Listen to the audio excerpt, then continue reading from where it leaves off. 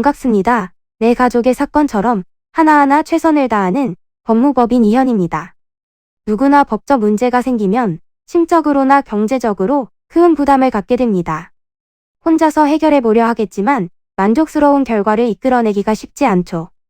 여러분의 정신적인 고통, 금전적인 어려움을 이해하며 이현의 법률 상담 시스템을 통해 도움을 드리고 있습니다. 의뢰인의 문제는 하나의 사건이 아니라 한 사람의 삶이라는 마음으로 면밀하게 분석하여 해결의 실마리를 찾아드리겠습니다. 자, 그럼 오늘의 주제인 기업회생 개시에 대하여 함께 알아볼까요? 기업회생은 부채로 인해 재정적 어려움에 부닥친 법인에 다시 일어설 기회를 제공하는 법률제도입니다. 법정관리라고도 불리는데요. 그런데 부채로 인해 운영이 어려워진 모든 회사에 기회가 제공되는 것은 아닙니다. 일정 요건이 충족되어야 하고 까다로운 신청 과정을 통과한 회사들에만 기회가 주어지는데요.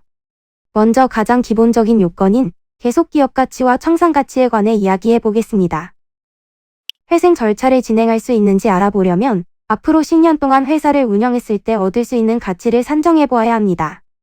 이를 계속기업 가치라고 합니다. 즉 회사가 존속할 경우 10년 후 창출할 수 있는 경제적 이익의 총합을 따져보아야 합니다. 10년 동안의 추정손익계산서상의 매출액, 매출원가, 판매관리비 등을 기초로 하며 미래 현금 흐름의 현재 가치와 비영업 자산의 처분대금을 합산합니다. 계속가치가 청산가치보다 높을 때 회생 절차에 들어가도 좋다고 판단하게 되는데요. 청산가치는 채무자 법인이 파산적 청산을 할 때 개별 자산의 가액을 기준으로 해서 산정합니다. 즉 쉽게 말하면 현재 법인이 청산에 들어가 자산을 처분했을 때 얻을 수 있는 가치라고 이해하시면 됩니다. 신청서가 접수되면 보전처분과 포괄적 금지명령이 내려옵니다. 일반적으로 보전처분은 채권자의 권리 실현과 소송 제기 후 권리관계 확정이 있기까지 권리자의 손해를 방지하기 위해 행해집니다. 포괄적 금지명령은 채권자들에 의해 진행 중인 압류나 경매, 가압류, 가처분 등의 채권 회수가 중단되는 것을 의미합니다. 그 다음으로 대표자 신문과 현장 검증이 이어지고 법원에서 기업회생 개시 결정을 내립니다. 이후에는 채권자 채무 확정, 재산 실태 조사 및 기업가치 평가, 관계인 집회, 회생계획안 제출, 2차, 3차 관계인 집회, 회생계획 인가 결정, 계획 수행의 순서로 절차가 진행됩니다. 이는 간단히 분석될 문제가 아닌 경우들이 대부분이므로 꼭 법률적인 상담을 받아보는 것이 현명하다고 볼 수 있습니다. 그리고 가능한 한 긴 싸움이 되지 않도록 최대한 빠르게 조치를 취하는 것이 좋습니다. 미루면 미룰수록 사건에 대한 난이도가 높아질 수도 있기 때문이지요. 가벼운 병도 방치를 하면 상당히 무거운 병이 되듯이 이 또한 역시 사전에 바로잡으셔야만 간단한 조치로도 해결할 수 있는 가능성이 높아지는 것입니다. 여러분이 골머리를 앓고 계신 그 사안, 저희 법무법인 이현에게 알려주세요. 이현의 법률 상담 시스템을 통해 든든한 지원군이 되어드리겠습니다.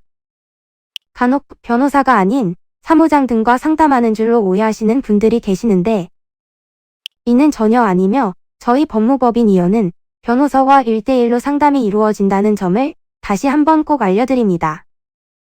저희는 하나의 분야가 아닌 민사, 형사, 가사뿐만 아니라 비송사건 등 모든 것을 추구하고 있는 종합 로펌입니다. 가장 궁금해하시는 사건의 해결 가능성과 해결의 키포인트, 예상되는 문제점과 해결 방안 등을 총망라하여 종합적인 시각으로 안내해드리고 있습니다. 보다 정확한 상담을 위해 전국, 전 지역 상담 접수를 먼저 실시하오니 해당 화면에 보이는 번호로 먼저 연락을 주시면 친절한 안내를 도와드리도록 하겠습니다. 인터넷으로 법무법인 이현을 검색 후 홈페이지를 살펴보시고 와도 좋습니다. 언제나 의뢰인이 처한 상황을 이해하며 그 입장에서 생각하겠습니다. 저희는 법무법인 이현이었습니다. 감사합니다.